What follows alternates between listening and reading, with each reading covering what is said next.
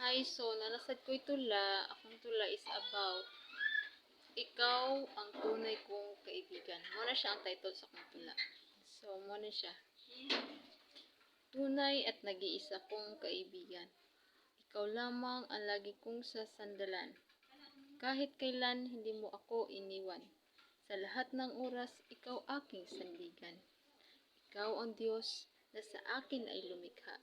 Lumikha sa langit at sa lupa. Ikaw ay tapat sa lahat mong ginawa. Lagi kang kasama sa aking pag-iisa.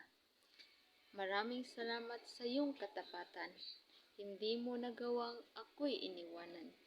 Kailanmay hindi kita malilimutan.